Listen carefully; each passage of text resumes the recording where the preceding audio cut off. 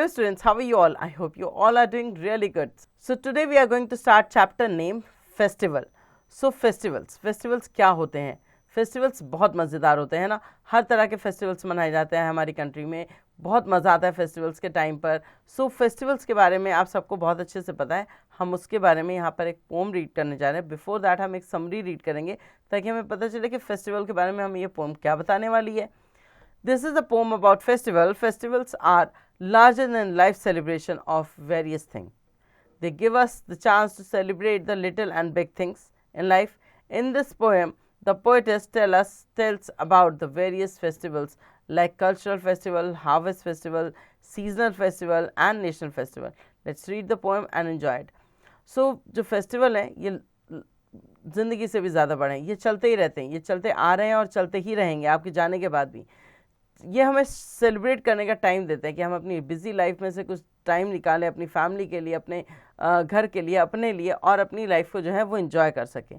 ठीक है, तो हमारी कंट्री में जो है बहुत सी फेस्टिवल्स मनाए जाते हैं, अलग अलग तरह के फेस्टिवल्स हैं, वो कल्चरल हो, हार्वेस्ट हो, सीजनल हो या नेशनल फेस्टिवल हो. तो जो पोएट्स हैं उन्होंने इस पोएम में इस सारी चीज़ों के बारे में बताया है हमें. तो चलिए रीड करते हैं. फॉर कल्चरल रिलीजन्स और for seasons, festivals are for many reason. चाहे वो कल्चरल हो, रिलीजियस हो या सीजन्स के लिए हो, मगर फेस्टिवल जो है वो हमेशा उनको मनाने का कोई ना कोई रीज़न हमारे पास हमेशा रहता है. राइट.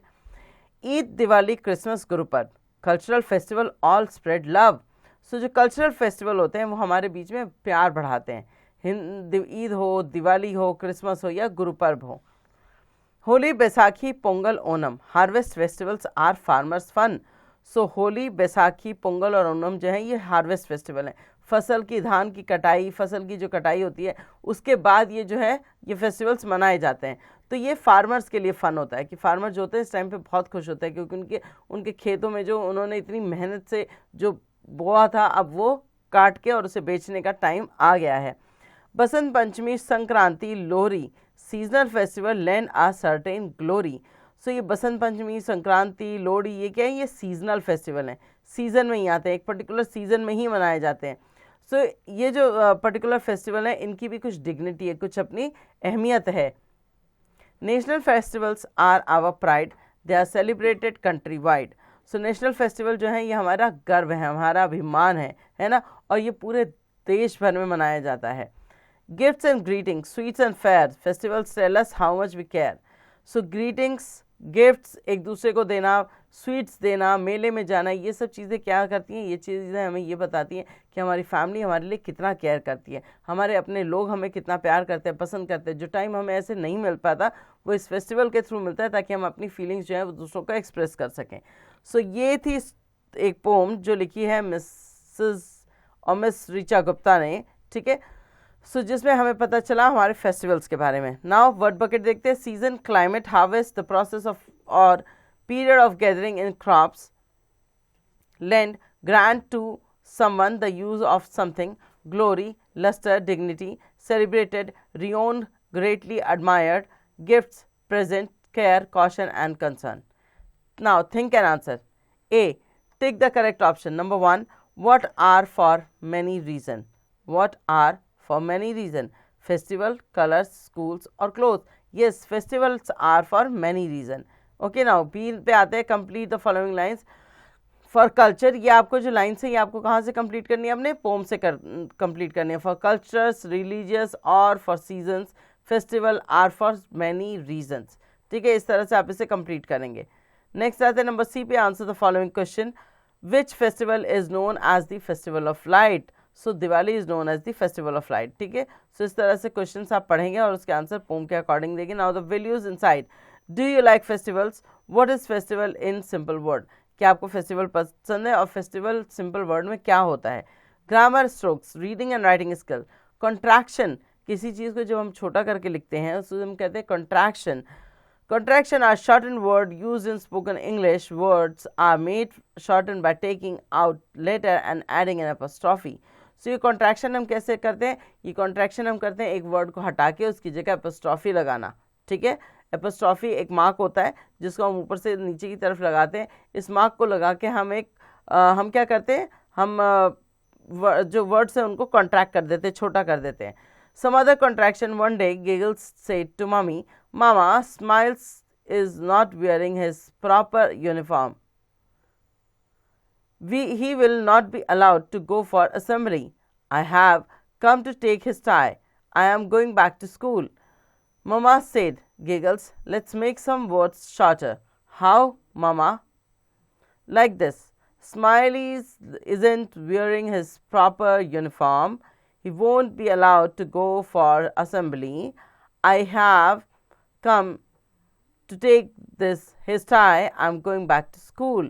So यहाँ पर उन्होंने बहुत शॉर्ट में जो इस बच्ची ने जो कॉन्ट्रैक्ट यहाँ पर आपको बताया गया कि कैसे एक बच्ची है वो स्कूल से आई है, उसने बोला कि मम्मा स्माइल ने अपनी प्रॉपर ड्रेस नहीं पहनी है इसलिए उसको स्कूल के असेंबली में नहीं जाने दे रहे हैं, मैं उसकी टाई लेने आई हूँ और अब मैं स्कूल जा रही हूँ.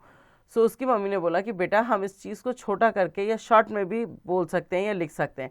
तो उसने मम्मी से पूछा कैसे, तो उसकी मम्मी ने बताया कि इस तरह से आप इसे, जैसे इजेंट, इज़ नॉट को आप इजेंट का इस्तेमाल कर सकते हैं, वुड नॉट की, विल नॉट की जगह आप वोंट का इस्तेमाल कर सकते हो, आई हैव की जगह आप IVE का इस्तेमाल कर सकते हो, उसका भी मतलब सेम ही आता है, और आई एम गोइंग की जगह आई एम का इस्तेमाल कर सकते हो.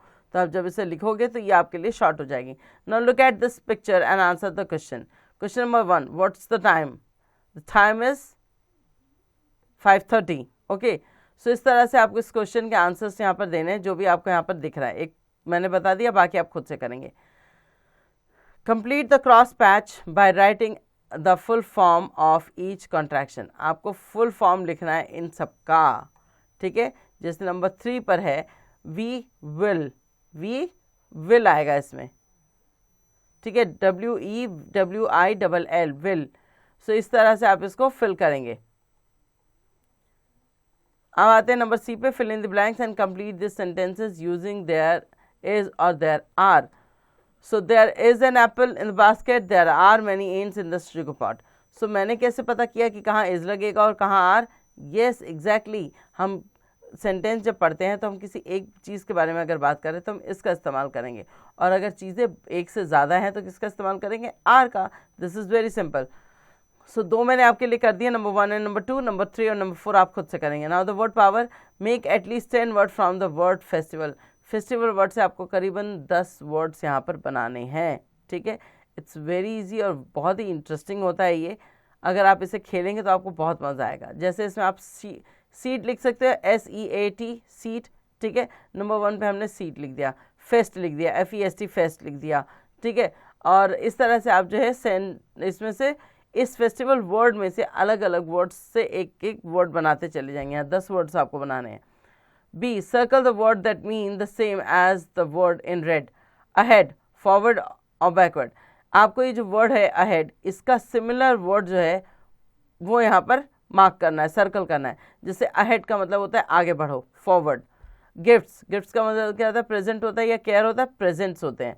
आफ्टर अ वाइल, कुछ समय बाद. After while, after some time, ठीक है. ग्लोरी, हैप्पी, स्लोली, स्लाइटली, ठीक है. इस तरह से आप इसको सर्कल करेंगे. Now C, write words from poem that rhyme with each of the following words. Write words from poem that rhyme with each of the following words. So आपको rhyme जो है राइम वाले वर्ड्स लिख रहे हैं इन words के लिए, और इसको आपको कहाँ से लेना है? आपको इसको राइम करनी है पोम से,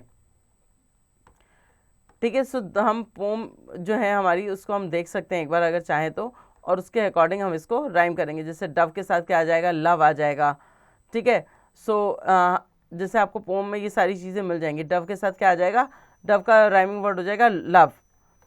और उसके बाद आपको आगे वर्ड दे रखा है रीज़न. रीज़न का जो राइमिंग वर्ड हो जाएगा वो हो जाएगा सीजन. हेड का जो राइमिंग वर्ड है और बन, ये सब आप चैप्टर में से खुद ढूंढ सकते हैं. ना D, make a word chain of 6 word. आपको 6 वर्ड की एक वर्ड चेन बनानी है. जैसे rule, write a word with the last letter और of the word before it, ठीक है. जैसे यहाँ कार है तो कार का जो आखिरी लेटर है आर, उससे हमने लिखा रेन. रेन का आखिरी लेटर है एन, उससे हमने लिखा नेस्ट. नेस्ट का आखिरी लेटर है टी, टी से हमने लिखा टी. टी में ए का ए जो है वो आखिरी लेटर है और ए से हमने लिखा एप्पल. एप्पल में ई आखिरी वर्ड है, उससे हमने लिखा एग. एक मिनट, आखिरी अल्फ़ाबेट क्या है? जी। जी से हमने लिखा ग्रीन।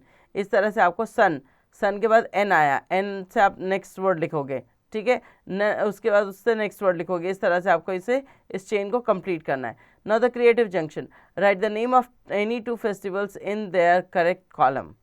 2 फेस्टिवल्स के नाम लिखने हैं आपको यहाँ पर, ठीक है। और cultural festival, harvest, seasonal, national, ये सारे के सारे फेस्टिवल हमें हमारे चैप्टर में बताए गए हैं कि कल्चरल फेस्टिवल क्या होता है, जो कल्चर के अकॉर्डिंग होता है, आपके कल्चर के अकॉर्डिंग मनाया जा रहा है। हार्वेस्ट फेस्टिवल जब हमारी खेती वेती जो होती है वो कटती है।